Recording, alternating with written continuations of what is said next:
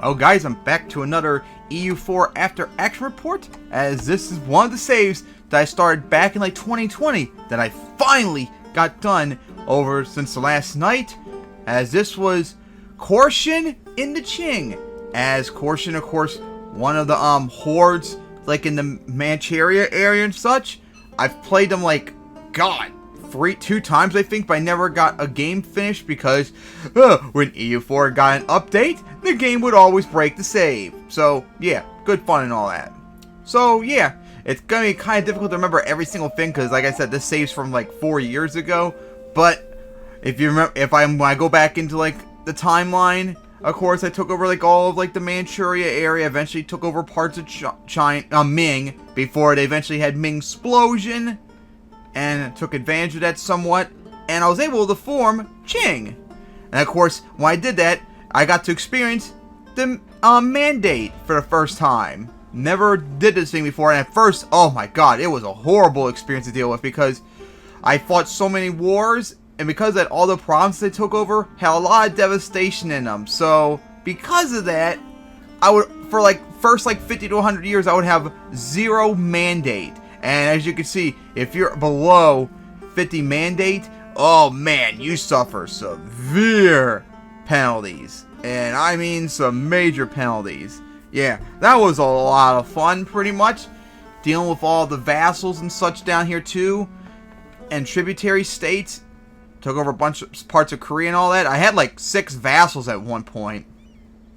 And sometimes I had to do a stab hit war on some of my vassal states to take them over, to lower this and to get rid of some problems with the mandate and all that. Like every one of them also wanted to get independence and all that, which was really annoying. Eventually, I think it was one of my vassals in China area down here. The UK, Japan, Portugal, and all of them helped support their independence, and they declared war on me. And of course, I was so much tech behind, and everything was just so backwards that I couldn't fight them. And they actually could fight me back, like actually invade up here and stuff like that. They actually could reach me. So I said fuck it and just gave in to their demands, and they carved me up a lot. But once that was done, I was able to quickly rebuild up everything, and I took over everything soon afterwards. Took over all the stuff Japan had up here, took over all of Korea, took over the rest of like the Chinese sub-states out here, and yeah, and eventually it took like 300 years by colonizing as much of up here in Siberia as possible, because I only had like 1 colonist at one point. Eventually expanded out to here. I even took over Hawaii too a long time ago, but I never did anything with it and such. So yeah, most of the rest of the game I was just slowly expand like into Southeast Asia, more of China out here, got into Central Asia, and I don't even know how I got this territory because I never demanded it. I guess since I had a core on it when I was fighting Tatarstan some time ago for Fars, I guess they just gave it to me because I never demanded it. And eventually I made Laos down here where I took over stuff right here as my vassal. Dai Viet's a vassal, I mean a tributary state, and Perm's also a tributary state as well. And I can't believe I actually got 100 mandate. That was wild. But oh, that's right, I think I had to have 100 mandate in order to get any of these reforms done and such.